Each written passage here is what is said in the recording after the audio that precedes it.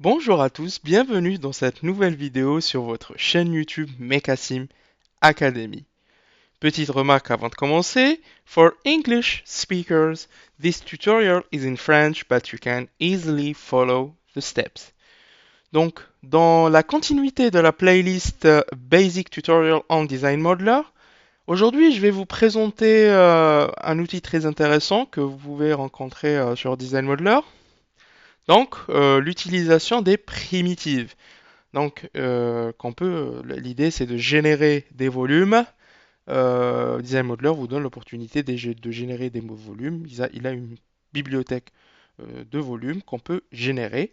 Et là, on va essayer de reproduire ce que vous avez ici et éventuellement reproduire d'autres volumes si nécessaire. Donc, ouvrons sans plus tarder une nouvelle fenêtre Design Modeler.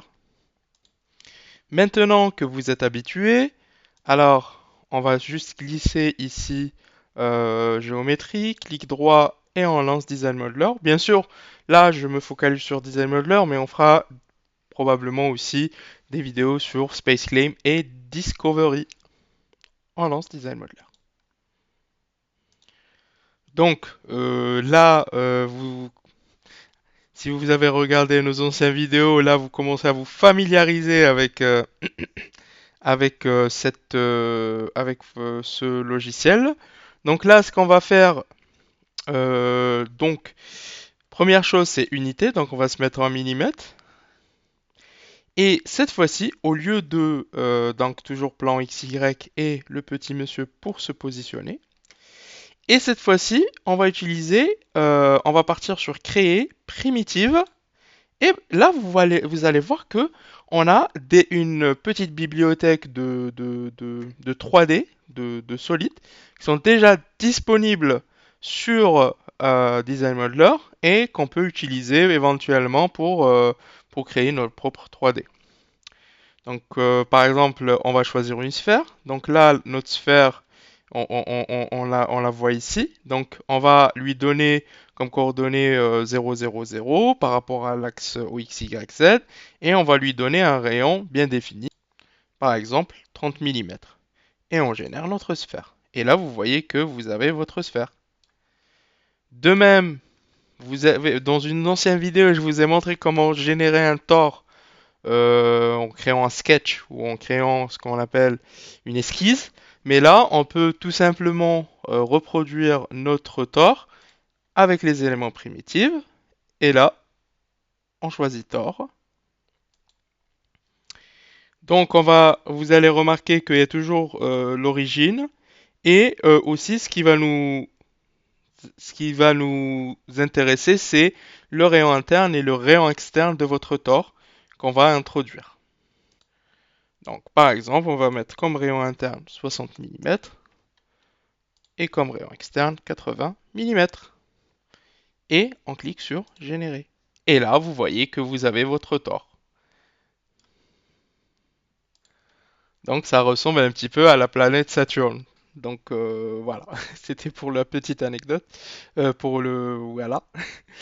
Et du coup, maintenant, pour recréer ce que je vous ai montré dans le début de la vidéo, on va créer alors, par exemple, une flexion. Donc là, c'est pas un tore, mais vous allez voir que c'est comme une poutre, mais enroulée à 360 degrés.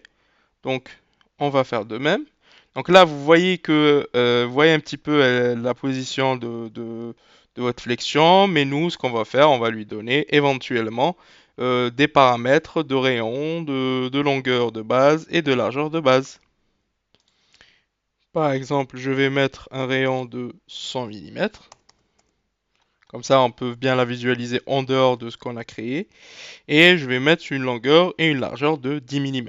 Donc imaginez que c'est comme si vous avez créé dans une esquisse un carré et que vous faites tourner autour d'un axe. Dans ce cas-là, vous faites tourner autour de l'axe Z. Et on génère. Et vous voyez que on arrive à recréer ce que je vous ai montré en début de vidéo. Bien sûr, vous pouvez vous amuser à créer les autres éléments primitifs. On verra dans d'autres vidéos que ça serait intéressant de faire des opérations booléennes entre ces éléments primitifs pour créer de nouvelles formes.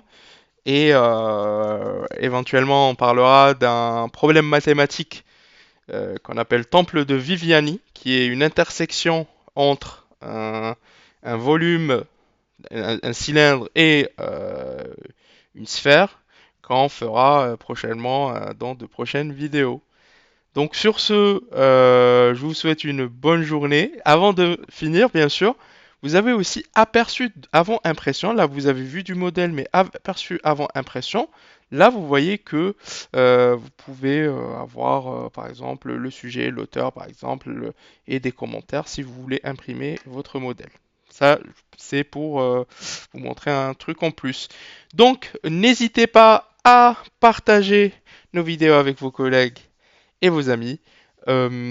Éventuellement à vous abonner et à laisser un commentaire avec les sujets que vous voudrez bien qu'on développe dans les prochaines vidéos, que ce soit sur la partie Basic Tutorial on Design Modeler ou sur les simulations en 6 ou bien sur la partie CATIA et SolidWorks.